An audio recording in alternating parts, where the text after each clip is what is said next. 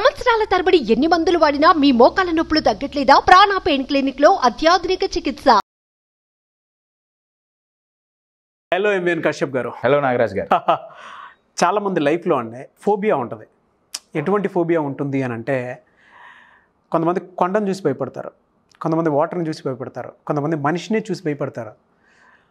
ఇంత పొడుగ్గా ఉన్నాడేంటి, ఎలాగా ఏంటి అని చెప్పేసి. కొంతమంది సైకలాజికల్గానే ఏది చూసినా సరే ఇది నా వల్ల అవుతుందా, ఇది నేను చేయగలుగుతానా అని చెప్పి ఒక కన్క్లూషన్కి వచ్చేస్తూ ఉంటారు. వాళ్ళలో పవర్ ఉంటుంది కానీ ఎగ్జిక్యూట్ చేయలేరు, భయపడిపోతారు. ఇది అవుతుందా, ఇది కాదా. అండ్ ఎక్కువ మంది ఎదుటోడు బలంగా ఉన్నాడు అనుకోండి, అతను చూసి భయపడిపోతూ ఉంటారు, నేను ఎదిరించగలుగుతానా అనేది. ఎప్పుడైతే అటువంటి రోజులు రిజెక్ట్ చేస్తామో అప్పుడు మన వాల్యూ తెలుస్తుంది యాక్చువల్గా. బట్ ఏ మాత్రం కూడా చిన్న మన సైడ్ నుంచి చిన్న ప్రయత్నం కూడా లేకుండానే ఒక కన్క్లూషన్కి వచ్చి సాగిపోతూ ఉంటాం. అలా ఎప్పుడు మనిషి ఉండకూడదండి. సంఘజీవి మనిషి ఎప్పుడూ పోరాడుతూనే ఉండాలి, ఏది వచ్చినా సరే దాన్ని ఫేస్ చేస్తూనే ఉండాలి. ఈ వీడియోలో అటువంటి వాళ్ళ కోసం ఏం చెప్తారు? కొండంత ప్రాబ్లం వచ్చినా, ప్రాణాలే పోతున్నా ఎలా దాన్ని ఫేస్ చేయాలి, ఏముంటే పోరాడతాం, అదే కదా మీరు అడుగుతుంది. Yes right. మీరు కొండలాగా అన్నారు కాబట్టి ఎస్ నేను చిన్న కొండను పట్టుకొచ్చా. ఆలుగడ్డ. రైట్. నా దగ్గర ఒక బక్క పలచటి స్ట్రా ఉందండి. మనం కూల్ డ్రింక్ జ్యూస్ తాగుతాం కదా, స్ట్రా. అవును. రైట్. దీంట్లో పెద్ద స్ట్రెంతే ఉండదు కదా. అవును. రైట్. ఇప్పుడు నేను దీంతో ఇట్లా పొడవాలంటే, ఈ ఆలుగడ్డని పొడవాలంటే పాసిబుల్ అవ్వట్లేదు కదా. ఇది బెండ్ అవుతుంది. మీ కొట్టినా కానీ ఇది బెండ్ అవుతుంది కానీ పోవట్లా. అవును. ఎందుకు పోవట్లా? పల్చగా ఉంది, దీంట్లో అంత స్ట్రెంగ్త్ లేదు. అవును. ఆర్ ఇందాక మీరు అన్నట్టు దీనికంటే స్ట్రెంగ్త్ పరంగా ఇది గట్టిది. కరెక్ట్. అయితే సో ఇది చదికలు అసలు ఇది అయిపోతుందండి, బెండ్ అయిపోతుంది కదా. అవును. అవును. ఇప్పుడు ఇదే స్ట్రాని నేను ఇలా పైన మూసి కొంచెం గట్టిగా పట్టుకొని రైట్ కొడితే దూరింది. ఇగోండి, హోల్ పడింది. ఇంకొంచెం కొడితే ఇది బయటకు వచ్చేస్తుందండి.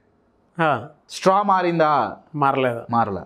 ఆలుగడ్డ ఏమన్నా సాఫ్ట్గా అయిందా? లేదు. ఆలుగడ్డ అంతే గట్టిగా ఉంది, స్ట్రా కూడా పల్చగానే ఉంది, ఇదేం మారలా. కానీ దీన్ని యూజ్ చేసిన విధానం కోడితే లోపలికి వెళ్ళిపోతుంది. Your getting it? ఇది ఇక్కడ క్లోజ్ చేసినప్పుడు దీంట్లో క్రియేట్ అయ్యే ఎయిర్ ప్రెషర్ వల్ల దీనికి శక్తి వచ్చింది. Your getting it? నా క్వశ్చన్ ఏంటంటే, నన్ను నేను చాలా పల్చగా, చాలా తక్కువగా నన్ను నేను అంచనా వేసుకుంటున్నా. ఎప్పుడైతే బయట ప్రాబ్లములు, వామ్మో ఇంత గట్టిదా, నేను దీన్ని డీల్ చేస్తానా, నా మైండ్కి అంత శక్తి ఉందా? ఉంది. ఎస్, స్ట్రాకి శక్తి ఉంది, కానీ దాన్ని యూజ్ చేసే విధానం తెలవాలి. టెక్నిక్. అబ్సల్యూట్లీ అండి. Very powerful word, technique. Dealing technique చాలా ఇంపార్టెంట్ అండి. ఆ టెక్నిక్ ఉందా? I will give one example అండి. ఎస్. ఇప్పట్లో చాలా ట్రెండింగ్లో ఉన్న మూవీ మేజర్ సందీప్ ఉన్నికృష్ణన్ గారి గురించి అద్భుతమైన మూవీ రిలీజ్ అయింది. సందీప్ ఉన్నికృష్ణన్ గారి గురించి చాలామందికి తెలుసు. అవును. ఇప్పుడు మూవీ వచ్చింది కాబట్టి ఇంకా చాలామందికి తెలుస్తుంది. బ్యాక్గ్రౌండ్ 26/11, అవును, ముంబై అటాక్స్ 2008. అయితే ఈ వీడియోలో నేను ఉన్నికృష్ణన్ గారి గురించి ఏం మాట్లాడట్లేదు, కానీ అదే రోజు ఒక పక్కన సందీప్ ఉన్నికృష్ణన్ గారు ఎలా అయితే పోరాడారో, ఇంకొక పక్క పోరాడిన ఒక గొప్ప పోలీస్ ఆఫీసర్ గురించి నేను ఇవాళ మాట్లాడబోతున్నా. మొహమ్మద్ అజ్మల్ కసాబ్. ఆ 10 మంది టెర్రరిస్టులో 26వ తారీఖు వచ్చిన టెర్రరిస్టులలో బతికిన ఏకైక వ్యక్తి మొహమ్మద్ అజ్మల్ కసాబ్. అతన్ని పట్టుకొని చాలా ఇంట్రాగేషన్ నడిచింది. అతన్ని పట్టుకోవటానికి గల మెయిన్ కారణం నేను ఇవాళ చెప్పబోయే పోలీస్ ఆఫీసర్. 26/11 అందరికీ తెలిసిందే. టెర్రరిస్టులు వచ్చారు, ముంబైలో పలు చోట్ల అటాక్ చేశారు, బాంబ్ బ్లాస్టులు చేశారు, దొరికిన వాళ్ళని దొరికినట్టు కాల్చారు. ఒక పక్క సందీప్ ఉన్నికృష్ణన్ గారి దగ్గర 7-8 మంది టెర్రరిస్టులని వాళ్ళ టీం చంపేసింది. 2 పారిపోయారండి. 2 పారిపోతూ ఒక 3 పోలీస్ ఆఫీసర్లను చంపి వాళ్ళ కార్ని తీసుకొని ముంబైలో ఒక రోడ్డు మీద వెళ్తున్నారు. వెళ్ళి ఇంకొక కార్ని హైజాక్ చేశారు. స్కోడా కార్లో కూర్చొని వెళ్తుంటే పోలీసు వాళ్ళు గమనించి వాకీ టాకీలో మెసేజ్ పంపించారు, పలానా నంబర్ స్కోడా కార్లో 2 టెర్రరిస్టులు పలానా చోటుకి వెళ్తున్నారు, రోడ్డు బ్లాక్ చేయండి. ఇప్పుడు నేను చెప్పబోయే పోలీసు, ఆయన ఆఫీసర్ అంటే ఆయన సబ్ ఇన్స్పెక్టర్ అండి, ఎస్ఐ అంతే. ఆయన పెద్ద ఎస్పీ కాదు, పెద్ద ఇదేం కాదు, హైయర్ క్యాడర్ కాదు. వెరీ గుడ్, హయ్యర్ క్యాడర్ కాదు. ఆయన ఒక నార్మల్ మామూలు ఎస్ఐ. ఆయన వాకీ టాకీలో విన్నాడు, రైట్? ఆలుగడ్డ ఉందే ఇందాక, వామ్మో టెర్రరిస్టులు వెళ్తున్నారే, నేను ఆపగలనా ఆలోచించాల. ఎప్పుడైతే వాకీ టాకీలో విన్నారో పలానా రోడ్డు మీద బ్లాక్ చేస్తున్నారు, ఆయన బండి మీద బయలుదేరాడు. ఈ టెర్రరిస్టులు కారులో వచ్చేటప్పటికి రోడ్డు బ్లాక్ చేశారు, రైట్? రోడ్డు బ్లాక్ చేస్తే వీళ్ళు తప్పించుకుందామని కార్ని రివర్స్ చేద్దాం అనుకున్నారు. పక్కనున్న బ్యారిగేట్ కార్ తగిలి ఆగిపోయింది. విదిన్ సెకండ్స్లో టెర్రరిస్టులు ఫైరింగ్ ఓపెన్ చేశారు పోలీసు వాళ్ళ మీద.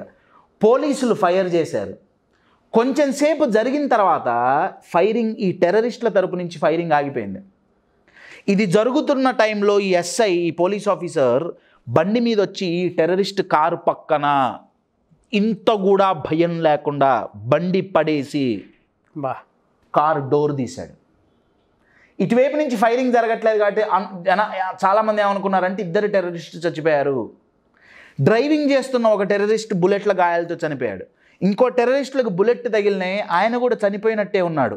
ఎప్పుడైతే ఈ పోలీస్ ఆఫీసర్ కారు డోర్ తీశాడో ఒక్కసారిగా ఆయన కళ్ళు తెరిచాడు.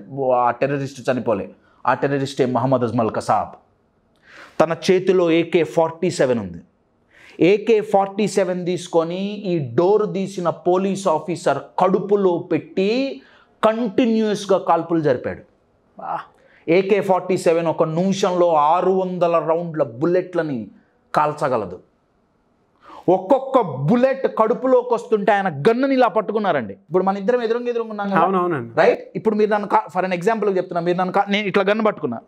గన్ ఎందుకు పట్టుకున్నారంటే ఆయన ఆ గన్ను అటువైపు పోతే అక్కడ ఉన్న ఎంతో మంది పోలీస్ ఆఫీసర్లు చచ్చిపోతారు. ఆయన ఎంత గట్టిగా పట్టుకున్నాడంటే కసాబ్ అసలు ఆ గన్నుని తీయలేకపోయాడు చేతిలోంచి, కాలుస్తూనే ఉన్నాడు. బుల్లెట్లు సార్ అవి. అవునండి. అవి కూడా ఎంతో దూరం నుంచి కాదు, పాయింట్ బ్లాక్ అంటామే, అలా దగ్గరగా కడుపులో నిమిషానికి ఎన్నో బుల్లెట్లు కడుపునికెళ్ళి చీల్చేసినాయి. గుండె ధైర్యాన్ని మెచ్చుకోవాలని. అయినా ఆయన గన్ వదల్లా, ఆ గన్ అంతే పట్టుకున్నాడు. కసబ్ కాలుస్తూనే ఉన్నాడు.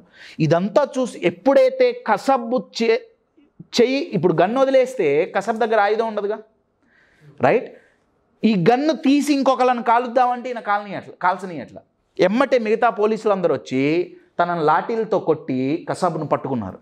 అయితే ఇన్ని బుల్లెట్లు పొట్టలోకి తీసుకున్న ఈ పోలీస్ ఆఫీసర్ చనిపోయారు. మహమ్మద్ అజ్మల్ కసాబ్ పట్టుబడటానికి గల మెయిన్ కారణాలలో ప్రయత్నించిన మెయిన్ పోలీస్ ఆఫీసర్స్లో ఈయన ఒకళ్ళు. ఈయన గారి పేరు తుకారాం ఓంబ్లే గారు. ఒక మామూలు normal SI. Hats off to him. ఆయనకి ఇండియన్ గవర్నమెంట్ అశోక్ చక్ర ఇచ్చి సన్మానించింది ఆయన గారి బ్రేవరీకి.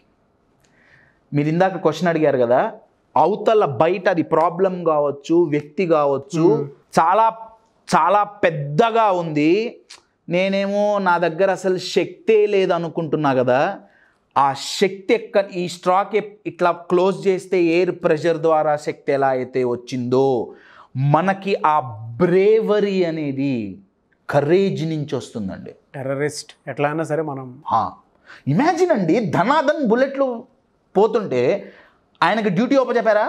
లేదు. ఆయన వాకీ టాకీలో మెసేజ్ ఇన్నాడు అంతే. డ్యూటీ ఈజ్ వెరీ పవర్ఫుల్ అండి. ఇక్కడ 2 పదాలు, ఒకటి రెస్పాన్సిబిలిటీ, ఇంకొకటి డ్యూటీ. యాజ్ ఎ సిటిజన్గా ప్రతి ఒక్కళ్ళకి రెస్పాన్సిబిలిటీ ఉంది, వాళ్ళని ఎదుర్కోవాల్సిన రెస్పాన్సిబిలిటీ. కానీ డ్యూటీ కొంతమందికి మాత్రమే ఉంది. అది మిలిటరీ వాళ్ళు కానివ్వండి, పోలీసు వాళ్ళు కానివ్వండి, ఎవరైనా కానివ్వండి. ఆ డ్యూటీనే డివోషన్గా మార్చుకున్నారు ఈ తుకారాం గారు. ఈ ఇన్సిడెంట్ నన్ను ఇన్స్పైర్ చేయడానికి గల మెయిన్ కారణం ఏంటంటే, తుకారాం గారు టెర్రరిస్టులను పట్టుకోమని ఆయన కానీ నేను స్పెషల్గా ఏం అసైన్ చేయలేదండి. వాకీ టాకీలో మెసేజ్ ఇన్నారు. ఆయన పని ఏంటయ్యా అంటే రోడ్డు బ్లాక్ చేయటమే, అంతే. కానీ వెళ్ళారు. ఆ కరేజ్ రావాలంటే అండి ఒకటి అర్థం కావాలి. ఒకటి జేఓబి, జాబ్ ఆర్ వర్క్, ఇది ఒక లెవెల్ అండి. దీంట్లో అంత కరేజ్ ఉండదు. Second level is career. Okay, నాకు ఇష్టపడి చేసేది కెరియర్. ఒకటి జాబ్, వర్క్, నాకు ఇష్టం ఉన్నా లేకపోయినా డబ్బులు కావాలి, నేను చేస్తున్నా. Have to continue. Have to, very good, very have to. Career అనేది want to. I have to, I want to. దీంట్లో కొద్ది గొప్ప కాన్ఫిడెన్స్, బిలీఫ్ ఉంటుంది. But third level, very higher level is mission, my dear friends, mission. Tukaram గారికి or Sandeep Unnikrishnan గారికి or any soldier or any person who is fighting for the country, అది వాళ్ళ job కాదు, వాళ్ళ వర్క్ కాదు, వాళ్ళ కెరియర్ కాదు, ఇట్స్ అ మిషన్. ఎప్పుడైతే మీరు చేసే పని మీకు ఒక మిషన్ అవుతుందో, బయట మిషన్ గన్ను నుంచి బుల్లెట్లు వస్తున్నా మిమ్మల్ని ఆపలేదు. ఆ కరేజ్, ఆ బ్రేవరీ అనేది automatic. Kashyap normal job, daily job, mission ఎలా అవుతుంది? Question. My dear friends, how am I serving people? ఈ కంట్రిబ్యూషన్ అనే ఫ్యాక్ట్ మైండ్లో పడిందా, that becomes a mission for you. Once ఇది మిషన్ అయ్యిందా, my dear friends, motivation guaranteed, belief guaranteed, bravery 100%, money back guaranteed. Tukaram Omble గారు ఒక ఎగ్జాంపుల్ అండి. చాలా చాలా మీరు స్క్రీన్ మీద ఎనీవే ఆయన గారి ఫోటో మీకు కనపడుతుంది. ఒకసారి ఆ ఇన్సిడెంట్ కానివ్వండి, ఆ హోల్ స్టోరీ ఒకసారి చదవండి. చాలా very very inspiring. But salute చేస్తాను sir, definitely salute sir. Definitely ఆయనకి ఎన్ని దండాలు పెట్టినా, కసాబ్ దొరికాడు, ఎంతో ఇంటరాగేషన్ నడిచింది అంటే ఎంతోమంది కష్టపడ్డారు. కానీ ఈయన పడిన కష్టం అది మామూలు కష్టం కాదండి. Remember my dear friends, bravery మీలో ఉందా, మీరు ఎటువంటి స్లేవరీనైనా బ్రేక్ చేయొచ్చు. ఎటువంటి బానిసత్వం అంటే ఎక్కడో బానిసలుగా బతుకుతున్నాం అని కాదు, ఇమోషనల్ బానిసత్వం గురించి నేను మాట్లాడుతున్నాను. అది బ్రేక్ చేయాలి అంటే బ్రేవరీ కావాలి. ఆ బ్రేవరీ కావాలంటే కరేజ్ కావాలి. ఇదేదో కాన్ఫిడెన్స్, ఆత్మవిశ్వాసం కాదండి. Courage is very higher level. మనల్ని మనం బతికించుకోవాలనుకుంటే ఈ రియల్ ఇన్సిడెంట్ చాలా ఇంపార్టెంట్. చాలా ఇంపార్టెంట్, నిజంగా చాలా ఇంపార్టెంట్. మనలో ఉన్న భయం పోగొట్టుకొని బయటికి రావాలి అని అంటే చాలా ఇన్స్పైర్ చేస్తాను. చాలా ఇన్స్పైర్ చేస్తాను. జాబ్, వర్క్ నుంచి మిషన్కి ఎలా కన్వర్ట్ అవ్వాలి, ఆ కరేజ్ ఎక్కడి నుంచి వస్తుంది? అసలు ఈ పదం చూడండి సార్, కరేజ్. కరేజ్లో రేజ్ అనే పదం ఉంది. అవును, రేజ్ అంటే హయ్యర్ లెవెల్ ఆఫ్ యాంగర్ అండి. ఏంటి జీవితం, ఎన్ని రోజులు అని మన మీద మనకు కోపం వచ్చిందా, రేజ్. ఆ రేజ్ని ఒక పర్పస్తో కపుల్ చేసామా, it becomes courage my dear friends, courage. Tukaram గారు చేసింది అదే. నా దేశాన్ని నువ్వు ఇలా ఎలా నాశనం చేస్తావు, నేను నా దేశాన్ని కాపాడాలి అని ఒక పర్పస్తో తన కోపాన్ని కపుల్ చేశాడు. It becomes a courage my dear friends. Once courage అయ్యిందా my dear friends, automatic bravery is a by product. So my dear friends, job, work నుంచి స్లోగా కెరియర్, దెన్ మీరు ఏ పని చేసినా దాన్ని ఒక మిషన్గా భావించి చేయండి.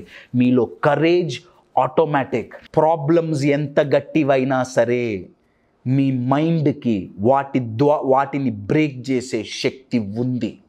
ఆ కరేజ్ వస్తుంది ఎప్పుడైతే మనం చేసే పనిని మనం మిషన్గా భావిస్తామో. This is automatic.